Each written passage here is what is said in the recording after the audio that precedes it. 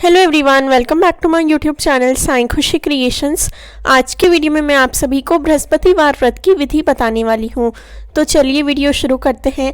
बृहस्पतिवार के दिन आप सबसे पहले अपने नीले रंग के वस्त्र धारण करें और फिर पूजन करें। पूजन में सबसे पहले पाटे पर आसन बिछाएं पीले रंग का। उसके बाद भगवान विष्णु की, सत्यनारायण भगवान की फ़ोटो रखें, गणेश जी की मूर्ति रखें और अपना पूजन शुरू करें। आप ये पूजा अपने मंदिर में भी कर सकते हैं, घर के मंदिर में भी, अगर चौकी ना लगा रहे हो तो आप। तो इसके बाद हम दीपक प्रज्वलित करेंगे। सबसे पहले आप अगर भगवान सत्यनारायण की या भगवान विष्णु की फ़ोटो ना हो तो लड्डू गोपाल की मूर्ति रखकर भी पूजा कर सकते हैं। तो सबसे पहले दीपक का पूजन करेंगे। दीपक पर हम हल्दी, कुमकुम, अक्षत अर्पित करेंगे और दीपक की बाती जो है वो भी आप हल्दी लगाएं उस पर भी थोड़ी, ताकि बाती पीले रंग की हो जाए। साथ ही साथ दीपक आप तिल के तेल का भी प्रज्वलित कर सकते हैं और घी का भी प्रज्वलित कर सकते हैं। तो सबसे पहले भगवान का नाम लेते हुए आपको दीपक प्रज्वलित करना है और उसके बाद भगवान को धूप तो इस तरीके से धूप लगाकर रख देंगे। आज के दिन आपको कपड़े नहीं धोने चाहिए, बाल नहीं धोने चाहिए और दाढ़ी नहीं बनानी चाहिए। तो ये सारे नियमों का पालन करना चाहिए गुरुवार व्रत में, या नॉर्मली भी आपको गुरुवार के दिन यानी बृहस्पतिवार के दिन ये कार्य नहीं करने चाहिए। अब आज के दिन हल्दी का और चंदन का विशेष महत्व होता है। तो भगवान विष्णु को हल्दी का तिलक ज़रूर से करें, साथ ही साथ चंदन का तिलक करें। तो मैंने गणपति जी को भी चंदन रोली हल्दी का तिलक कर दिया है। तो इस तरीके से भगवान को तिलक अर्पित करेंगे। इसके बाद फूल अर्पित करेंगे। तो अगर पीले रंग के फूल मिल जाएं तो बहुत अच्छी बात है। पूजा में रंगों का बहुत महत्व होता है। रंगों से वाइब्स, एनर्जियाँ कैच होती हैं, हमारे यहाँ शक्तियाँ आती हैं, वाइब्स आती हैं। तो इसीलिए हर दिन का, हर पूजा का अलग अलग रंग निर्धारित किया गया है। और बृहस्पतिवार की पूजा में श्री हरि विष्णु को पीताम्बर रंग अर्पित करा जाता है। तो यहाँ पर इसलिए हम उन्हें सभी चीज़ें पीले रंग की अर्पित करने की कोशिश करेंगे। तो यहाँ पर मैंने जो है भगवान को पीले रंग का कपड़ा उड़ा दिया है। आप भगवान को मोली अर्पित करें वस्त्रों के रूप में, या पीले रंग का कपड़ा उड़ाएं। अब हर थर्सडे को आप जितने भी व्रत रखेंगे, पहले व्रत आप जब रखेंगे फर्स्ट डे पर आप अपना संकल्प कर लें कि मैं 5 व्रत रखूंगी या 7 व्रत रखेंगे। व्रत कोई भी रख सकता है, जो भी व्रत रखना चाहे। और अगर कोई चीज़, जैसे अगर आपको पीले रंग की ना मिले तो वो बाकी कलर की भी आप चढ़ा सकते हैं, क्योंकि अंत में तो भगवान सिर्फ भाव के भूखे हैं, भावना अच्छी होनी चाहिए। तो यहाँ पर भगवान को मैंने पुष्प अर्पित कर दिए हैं। साथ में आप तुलसी ज़रूर अर्पित करें विष्णु जी को। आज के दिन केले के पेड़ की पूजा का भी विशेष महत्व होता है। अगर आप चाहें तो ये पूजा आप केले के पेड़ के नीचे बैठकर भी कर सकते हैं। इसके बाद गुड़ का और भीगी हुई चने की दाल का भोग अर्पित किया जाता है। तो गुड़ ले लेना है आपको और इस तरीके से एक दिन पहले ही चने की दाल भिगोकर रख दें और वो आपको अर्पित करनी है। आप बेसन के लड्डू ले सकते हैं।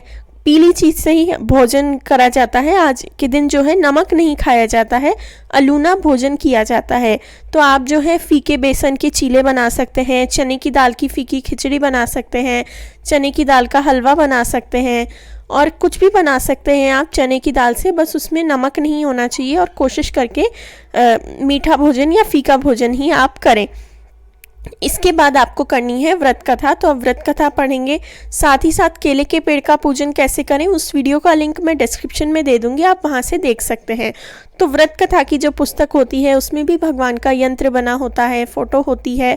तो वहां से देखकर आप भगवान की फ़ोटो पर भी तिलक करें हल्दी से और फिर व्रत कथा पढ़ें। अब भगवान को जो है हम जल भी अर्पित कर देंगे। व्रत कथा पढ़ते वक्त आपको अपने हाथ में थोड़ी सी भीगी हुई चने की दाल लेनी है और जो हमने भगवान को प्रसाद अर्पित किया है उसमें भी तुलसी दल आप रख दें। तो इस तरीके से ये देखिए तुलसी रख देंगे। तो आप जो है भगवान को बेसन से बनी हुई किसी मिठाई का भी भोग अर्पित कर सकते हैं, पर भीगी हुई चने की दाल जो है वो केले के वृक्ष पर भी अर्पित करी जाती है और भगवान के चरणों में भी अर्पित करी जाती है। तो थोड़ी सी आप चने की दाल ज़रूर भिगोकर अर्पित करें। इसके बाद जो है आपको हाथ में थोड़ी सी चने की दाल लेनी है और फिर आपको बृहस्पतिवार व्रत कथा पढ़नी है। तो इस तरीके से व्रत कथा पढ़ें या फिर व्रत कथा सुने। तो कथा करने के बाद आपको जो है जो आपने दाल हाथ में ली थी वो भगवान के चरणों में अर्पित कर दें। इसके बाद आप एक हल्दी की गांठ और सुपारी भी भगवान को अर्पित करें। अगर आपके पास पान के पत्ते हों तो पान के पत्तों पर रखकर अर्पित करें। ये आप सिर्फ पहले गुरुवार को या आखिरी गुरुवार को अर्पित करेंगे तो भी चलेगा, मतलब हर गुरुवार को अर्पित करना ज़रूरी नहीं है, सिर्फ पहले और आखिरी पर आप अर्पित करें। इस तरीके से आपको अपना पूजन करना है। अगर व्रत के दौरान किसी भी कारण से आपको बाहर जाना पड़ रहा है, जैसे कोई गुरुवार आपको दूसरे जगह पर करना पड़ रहा है, आप कहीं घूमने गए हैं, तो आप क्या कर सकते हैं, आप अपनी व्रत कथा की पुस्तक ले जा सकते हैं और आप अपनी व्रत कथा कर सकते हैं, क्योंकि मेन व्रत कथा करना होता है।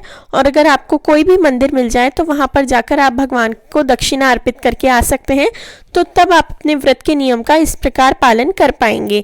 तो इसके बाद अंत में जब आपकी पूरी पूजा हो जाए तो आप कथा करने के बाद आरती करें भगवान की, भगवान को भोग लगाएं। अब संध्या के समय व्रत का पारण कैसे करें?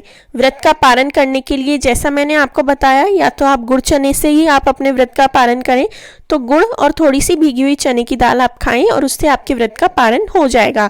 दिन भर में सिर्फ शाम के समय एक टाइम आपको भोजन करना है। और यहाँ पर मैंने भगवान को बेसन के लड्डू का भोग अर्पित किया है। इससे फिर फीके आप बेसन के चीले बनाकर इन सब से आप अपना व्रत खोल सकते हैं। तो इस प्रकार से आपको बृहस्पतिवार व्रत की पूजा करनी होती है। अगर कोई भी डाउट हो तो आप मुझसे कमेंट सेक्शन में पूछ सकते हैं। साथ ही साथ आप व्रत का उद्यापन किस प्रकार से करेंगे वो भी मैं आपको इस वीडियो में बताने वाली हूँ। पूजा जो है आपको अगले दिन सुबह उठानी है, तो अगले दिन सुबह आपको अपनी पूजा उठा लेनी है। अब उद्यापन की क्या विधि है? उद्यापन में सबसे पहले तो आपके जितने भी गुरुवार आपने बोले हों, जब वो पूरे हो जाएं, जैसे 5, 7, 9, 11 जितने भी गुरुवार बोले हों, वो पूरे होने के बाद आपको व्रत कथा की पुस्तकें लानी है। तो व्रत कथा की पुस्तकें आप 5 लें, कम से कम 5, 7 जितनी भी गिनती में लेना चाहें, जितनी भी संख्या में लेना चाहें लें। और उसके बाद सबसे पहले थोड़ा सा हल्दी कुमकुम अर्पित करें भगवान के सामने ही। आप अपने लास्ट व्रत के वाले दिन ही आप अपना उद्यापन कर सकते हैं। इसके बाद जो है आपको थोड़े से फूल अर्पित करने हैं और एक नारियल लेना है। तो ये नारियल जो है आप भगवान को अर्पित करें। साथ में आप एक कपड़े भी ले सकते हैं, जोड़ा लेते हैं, कई लोग साड़ी जोड़ा लेते हैं, तो वो भी आप अर्पित कर सकते हैं। वरना एक नारियल दक्षिणा सहित तो ज़रूर अर्पित करें। और आप 2 लोगों को भी दे सकते हैं अगर ज़्यादा को नहीं दे पा रहे हैं तो। और इसी के साथ साथ आप ये सारा सामान नारियल जो है मंदिर में दान करके आ जाएं भगवान के मंदिर। साथ ही साथ आप अपने घर पर सुहागिन महिलाओं को या कन्याओं को भोजन पर भी बुला सकते हैं। तो 5, 7, 11 जैसा मैंने बताया उतनी संख्या में आप अपने घर पर भोजन पर भी बुला सकते हैं। और आखिरी व्रत वाले दिन आप अपना उद्यापन करें। उद्यापन में सभी को एक एक पुस्तक व्रत कथा की, उसी के साथ साथ थोड़ा गुड़ चने का प्रसाद या बेसन के लड्डू का प्रसाद आप सभी को दे दें। तो अगर आप महिलाएं हैं तो महिलाओं को, कन्या है तो कन्याओं को, और अगर आप जेंट्स हैं तो जेंट्स को आप अपना जो उद्यापन का सामान है वो बांट दें। तो इस तरीके से आपको बृहस्पतिवार व्रत का उद्यापन करना होता है। और पूर्ण पूजा कैसे करनी होती है वो भी मैंने आपको आज की वीडियो में बताया। इसके अलावा अगर आपका कोई भी प्रश्न हो तो आप कमेंट सेक्शन में पूछ सकते हैं। साथ ही साथ बाकी वार के दिन किस प्रकार से व्रत किया जाता है, पूजा करी जाती है, उन वीडियोस का भी लिंक मैं डिस्क्रिप्शन में दे दूंगी, आप मेरे चैनल पर जाकर देख सकते हैं। तो अगर आपको मेरा वीडियो अच्छा लगा हो तो वीडियो को लाइक ज़रूर से करें। मेरे चैनल साईं खुशी क्रिएशंस को ऐसे और वीडियोस के लिए ज़रूर से सब्सक्राइब करें। आप मुझे इंस्टाग्राम और फेसबुक पर भी फॉलो कर सकते हैं साईं खुशी क्रिएशंस नाम से। Thank you very much for watching. Please like, share and subscribe. Thank you.